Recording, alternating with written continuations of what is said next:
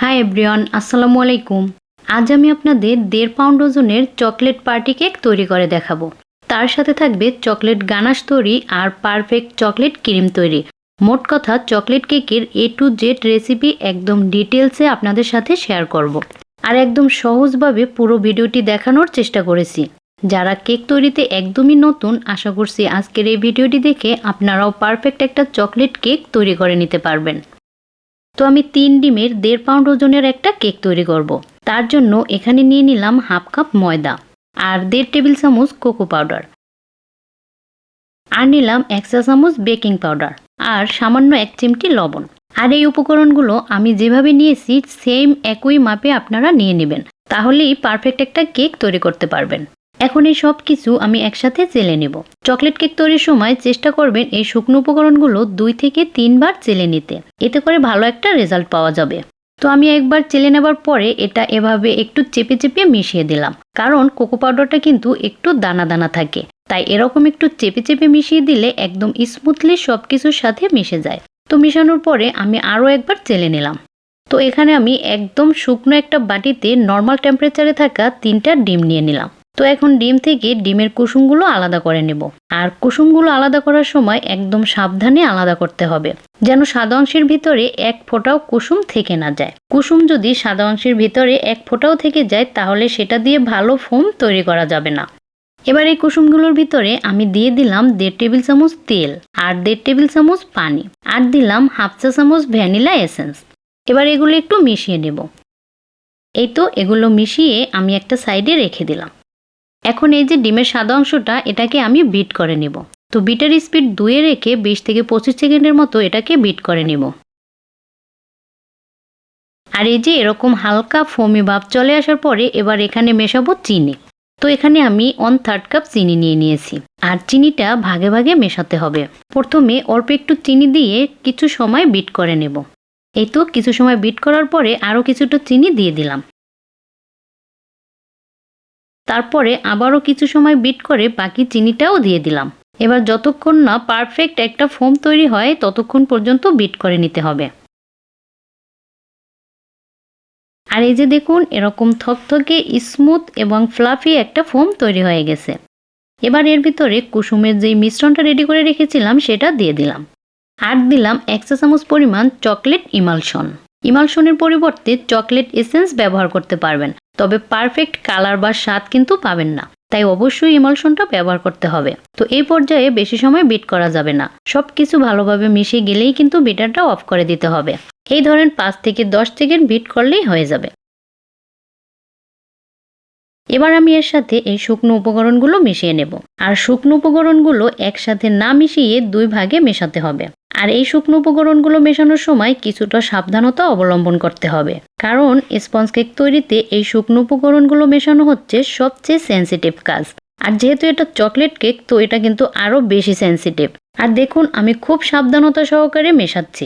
এরকম ফোল্ডিং মেথডে একটু ঝাঁকি দিয়ে দিয়ে মেশাতে হবে, আর স্লোভাবে কাজটা করতে হবে।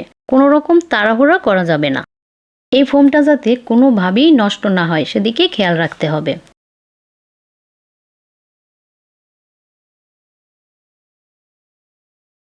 তো প্রথম ধাপে শুকনো উপকরণগুলো মেশানো হয়ে গেছে। এবার সেম প্রসেসে বাকি শুকনো উপকরণগুলোও মেশাতে হবে। তো এই পর্যায়ে কোনো রকম পানি বা দুধ মেশানোর দরকার নেই। আমি কিন্তু কুসুমের সাথে তেল আর পানি মিশিয়ে নিয়েছি। আর দেখুন মেশানোর সময় এরকম একটু ঘন মনে হতে পারে, কিন্তু সুন্দরভাবে মেশানো হয়ে গেলে তখন আর এরকম ঘন মনে হবে না।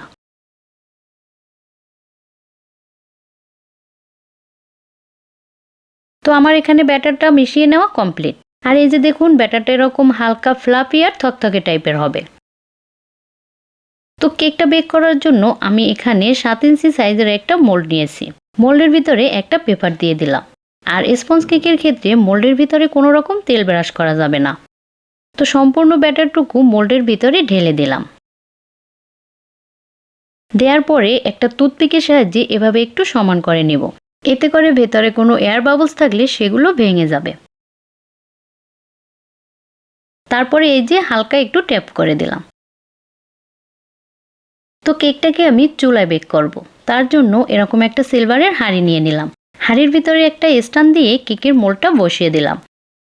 তারপরে সিলভারের একটা ঢাকনা দিয়ে হাঁড়িটা ঢেকে দিলাম। তো কেকটাকে লো হিটে বেক করব প্রায় 30 থেকে 35 মিনিট। আর এই তো 30 থেকে 35 মিনিট পরে দেখুন মাশাআল্লাহ খুব সুন্দরভাবে কেকটা বেক হয়ে গেছে। আর দেখুন আমি একটা কাঠি দিয়ে কেকটা চেক করে নিলাম। কাঠিটা একদম ক্লিন আসছে, তার মানে কেকটা হয়ে গেছে। তো কেকটা চুলা থেকে নামিয়ে একটা কাপড় দিয়ে ঢেকে এভাবে রেখে দিলাম পুরোপুরি ঠান্ডা হওয়া পর্যন্ত। তো এবার আমি কেকের জন্য চকলেট গানাশটা তৈরি করে দেখাবো।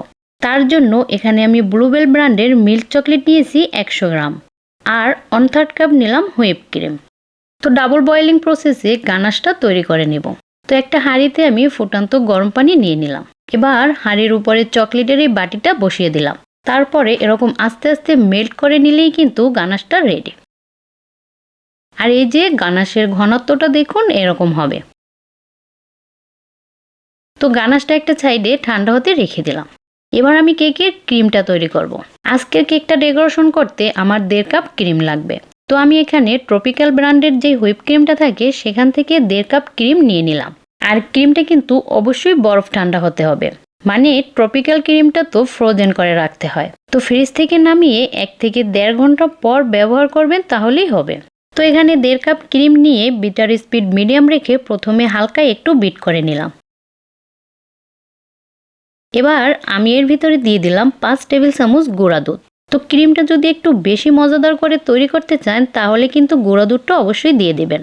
গুঁড়া দুধটা দিলে ক্রিমটা অনেক বেশি মজার হয় আর ক্রিমের টেক্সচারটাও ভালো আসে। তো বিটার স্পিড মিডিয়াম রেখে এটাকে বিট করতে হবে যতক্ষণ পর্যন্ত ক্রিমটা 90% স্টিফ না হয়। তো দেখুন ক্রিমটা কিন্তু মোটামুটি 90% স্টিফ হয়ে গেছে। আর আমি এখানে যে গানাশটা রেডি করে রেখেছিলাম সেখান থেকে প্রায় অর্ধেকটা গানাশ এর ভিতরে দিয়ে দিলাম। আর ক্রিমের কালার আর ফ্লেভার আরেকটু ভালো আনার জন্য আমি এখানে আরও 1/2 চা চামচ চকলেট ইমালশন দিয়ে দিলাম। আর গানাশের পরিমাণটা এখানে বলা হয়নি। গানাশটা যে যেভাবে খেতে পছন্দ করেন সেভাবে দিয়ে নেবেন। চাইলে এই সবটুকু গানাশও কিন্তু এখানে দেয়া যাবে। গানাশটা যত বেশি দিবেন ক্রিমটা খেতে ততই মজা হবে। তো গানাশটা দেওয়ার পরে বিটার স্পিড হাইতে রেখে এটাকে আরও 1 থেকে 1.5 মিনিট বিট করে নিয়েছি। এবার দেখুন ক্রিমটা সুন্দরভাবে স্টিফ হয়ে গেছে। তো এর থেকে বেশি স্টিফ করার দরকার নেই, তাহলে ক্রিমটা ড্রাই হয়ে যেতে পারে, তাতে করে কাজ করতে অসুবিধা হবে। আর এই যে ক্রিমের টেক্সচারটা দেখুন, এটা কতটা মসৃণ আর গ্লাসি। তো এদিকে কেকটাও কিন্তু পুরোপুরি ঠান্ডা হয়ে গেছে। তো কেকটাকে আমি ডিমোল্ড করে নিলাম। কেকটা দেখুন মাশাআল্লাহ কতটা সফট স্পঞ্জি হয়েছে। তো কেকের একটা সাইড একটু উঁচু আছে, তো উঁচু সাইডটা কেটে একটু সমান করে দিলাম। তো কেকটাকে আমি 3টা লেয়ার করব, তাই কেকটাকে সমান করে 3টা ভাগে ভাগ করে নেব। চাইলে আপনারা 2টা লেয়ারও করতে পারেন।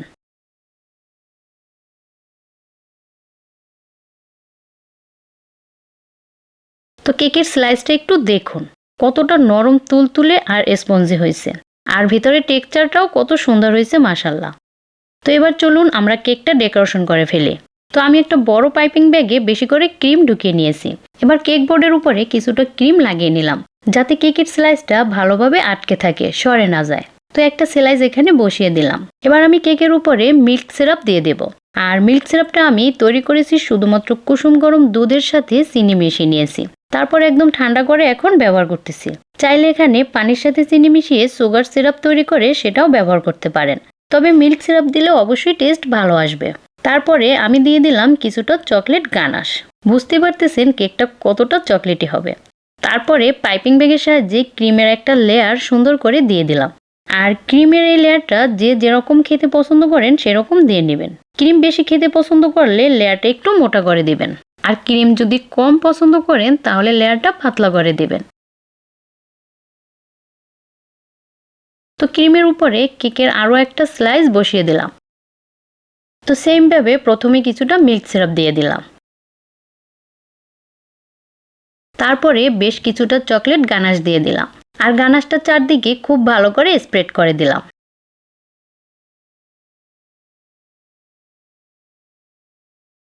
তারপরে আবারও দিয়ে দিলাম চকলেট ক্রিম।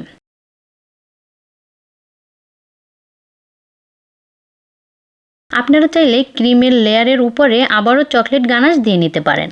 আসলে ডেকোরেশনটা যার যার পছন্দ বা টেস্ট অনুযায়ী করে নিতে হবে। তো আমি থার্ড লেয়ারটাও বসিয়ে দিলাম।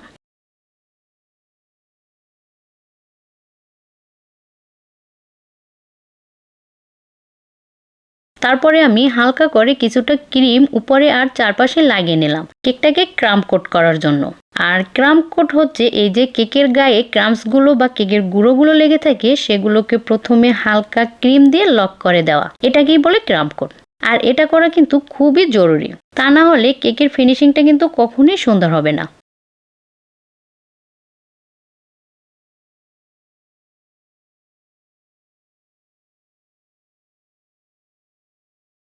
আর এই যে দেখুন কেকটাকে আমি ক্রাম্ব কোট করে নিলাম, তারপরে বোর্ডটাকে আমি ক্লিন করে নিলাম।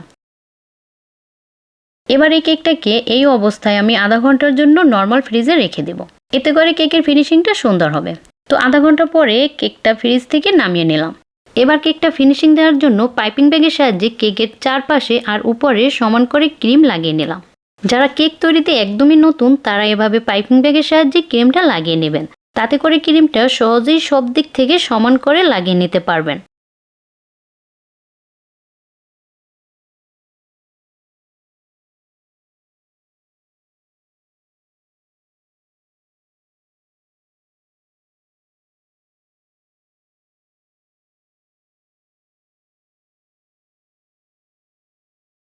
আর দেখুন আমি কিন্তু এই ব্রেড নাইফটা দিয়েই কেক ফিনিশিং দেই। আমার কাছে প্যালেট নাইফের থেকে এটা দিয়ে কাজ করতে বেশি সুবিধার মনে হয়, তো আপনারাও ট্রাই করতে পারেন। তো যারা নতুন আছেন তাদের এই ফিনিশিংটা দিতে একটু টাইম লাগবে, এটা আসলে অভিজ্ঞতার বিষয়। যত বেশি কাজ করবেন তত ফিনিশিংটা সুন্দর হবে। তো কেকটা মোটামুটি ফিনিশিং দেওয়ার পরে এই যে ব্রেড নাইফের যে জিগজ্যাগ সাইডটা আছে এটা দিয়ে সাইডে এরকম জিগজ্যাগ ডিজাইন করে নিলাম। বলতে পারেন এটা একটা ফাঁকিবাজি ডিজাইন, এতে করে ফিনিশিংটা খুব সহজে আসে আর একটা ডিজাইনও হয়ে যায়। তো কেকটা ফিনিশিং দেওয়ার পরে বোর্ডটা একটু ক্লিন করে নিলাম। তো কেকটা একটু দেখুন খুব সুন্দর একটা ফিনিশিং আসছে কিন্তু। এবার আমার যে অবশিষ্ট গানাশটুকু ছিল সেটা আমি এরকম একটা পাইপিং ব্যাগে ঢুকিয়ে নিলাম। পাইপিং ব্যাগের মাথাটা একদম ছোট করে কেটে নিয়েছি, তারপরে কেকের চারপাশে এরকম ড্রপিং করে দিচ্ছি। এবার কেকটা ডিজাইন করার জন্য আমি একটা অনিয়ন নজেল নিয়ে নিলাম, তারপরে কেকের চারপাশে এরকম রোজের ডিজাইনটা করে নিলাম। ডিজাইনটা আসলে যার যার পছন্দ মতো করে নিতে পারেন।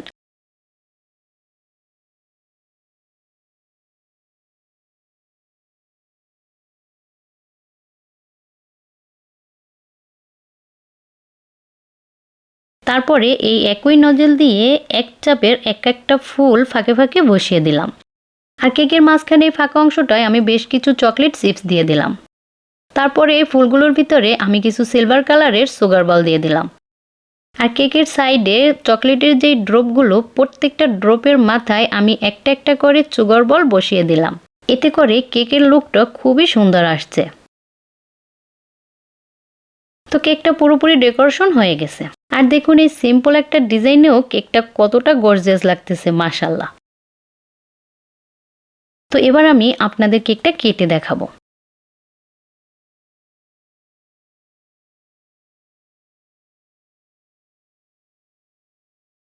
কেকের ভিতরটা দেখুন, লেয়ারগুলো কতটা পারফেক্ট আর সুন্দর লাগতেছে।